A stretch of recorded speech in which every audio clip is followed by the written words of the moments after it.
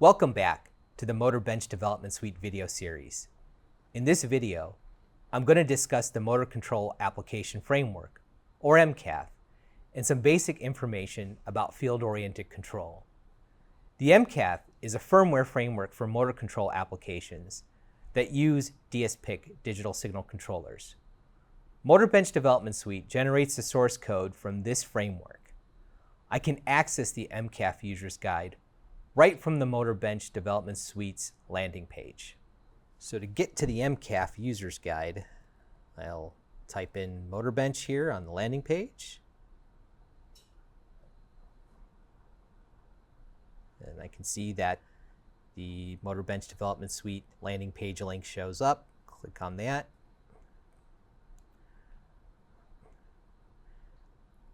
Then I can scroll down and I'll see here the Motor Control Application Framework User's Guide. Go ahead and click on it. And then the latest version is 8.01. So I'll go ahead and click on that. And then the Motor Control Application Framework document is up on the screen.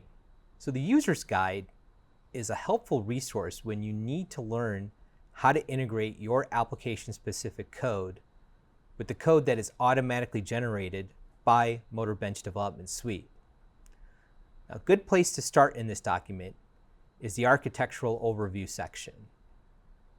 So I'll go ahead and click on that. And it opens up section 3.1, which is the architectural overview.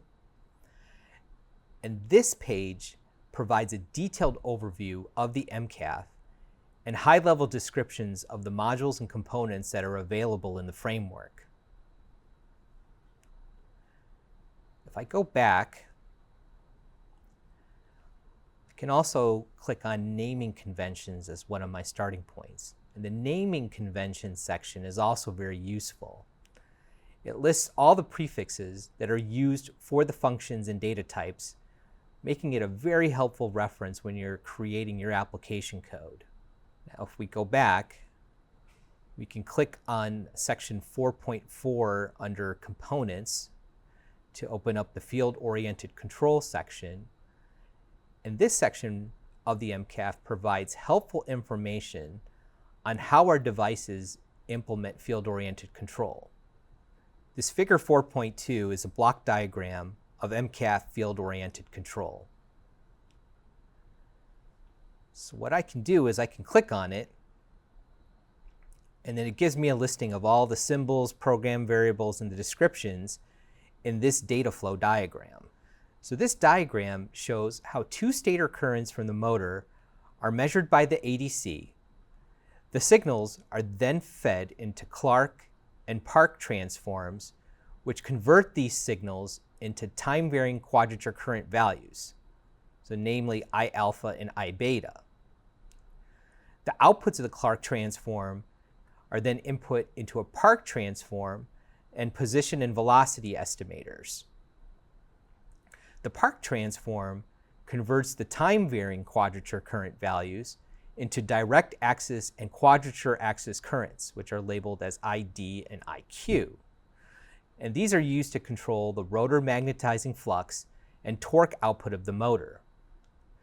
The Park transform and position and velocity estimator outputs are then input into PI controllers that generate the voltage vectors, VDQ, that are then converted into the desired phase voltages using inverse Park and inverse Clark transforms. These desired phase voltages are applied using the PWM outputs propagated to the power switches in the inverter stage through space vector modulation.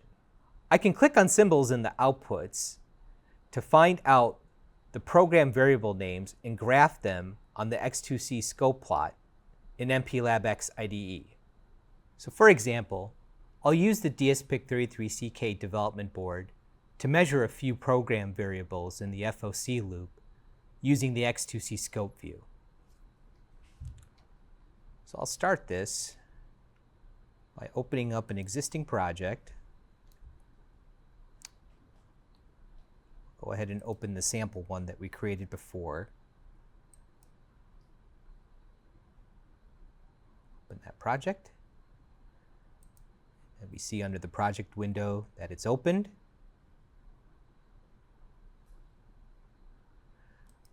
So just to make sure that our code is good, we'll do a quick clean and build. And we can see here in the output window that the build was successful. And then just to make sure that the code is downloaded to the development board, we'll click on this Make and Program Device button. So it's connecting to the programmer. And we see that the programming and verify step is complete. I'll go ahead and just turn on the switch here to start the motor, just to make sure it's working, and it looks like it does. So we'll go ahead and stop the motor. And then I'll click on Tools, select Embedded, select the X2C scope option here. I can see that the X2C scope configuration window opens.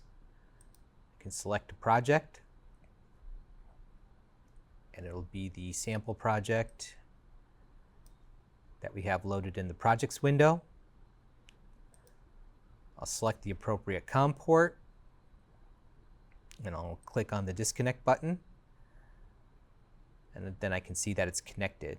Now if I have an error in connection and I have the correct COM port and I'm still not able to connect, I can always check in the properties window under loading that the load symbols when programming or building for production option is selected. And it is here.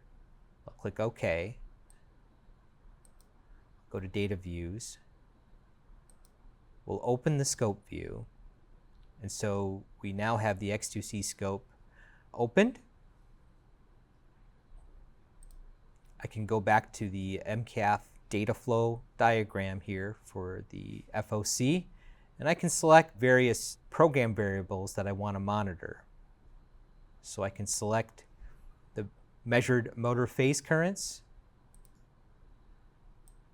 I can go there, and I can actually copy this variable, go back into the X2C scope window, and under source, I can click on it, paste that. And then for purposes of this demonstration, I'll select motor.iabc.a. I can go back to my diagram. I can select the motor.ialpha-beta program variable. Copy that one. Paste it here. I can select either the alpha or the beta, or both. In this case, I'll select the alpha.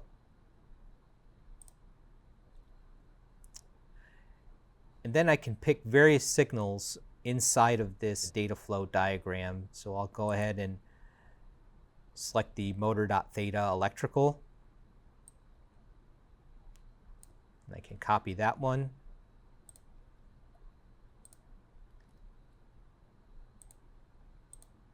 Select that variable.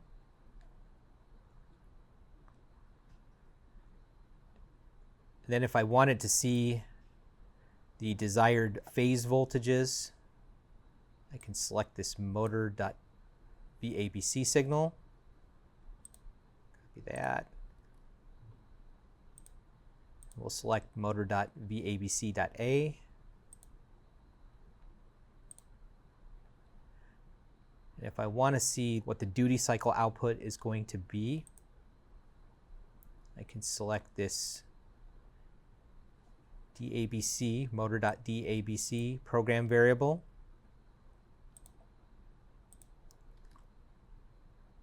Copy that in. And then we'll select motor.DABC.A. I'll remove the single shot option here. I'll get our motor spinning, and I can click the sample button